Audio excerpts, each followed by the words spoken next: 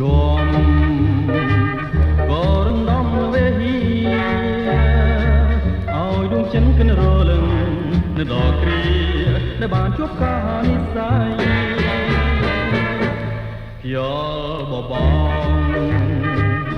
ងនំយកវិហារទេមានមេត្តាចំណាប្រងស្មមេត្រីឲ្យប្រកសម្ដីក៏វាចារៀមសែនស្រណោរូបញ៉ាំ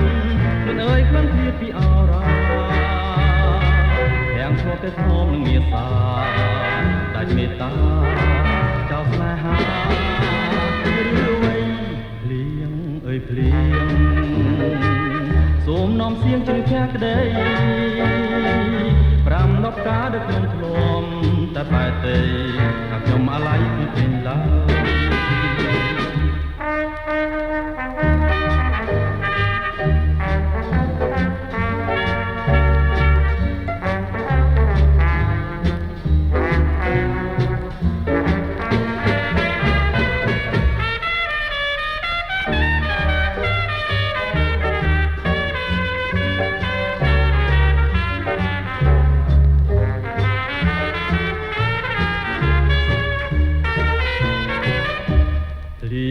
ជួបជុំ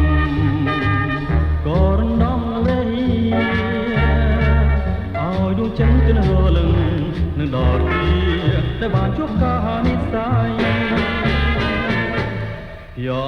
បបងនំយកវិហារទេមានមេត្តាចំដាប្រងស្មមេត្រីឲ្យប្រកសម្ដីប្រវិចារៀមសែនស្រណោរូបលឹងខ្លួនអើយក្លិនព្រាពីអរ៉ាទាំងឈ្មោះតែធំនឹងមានសាដាច់មេត្តាចោលស្នេហាឬអ្វីភ្លៀងអើយភ្លៀង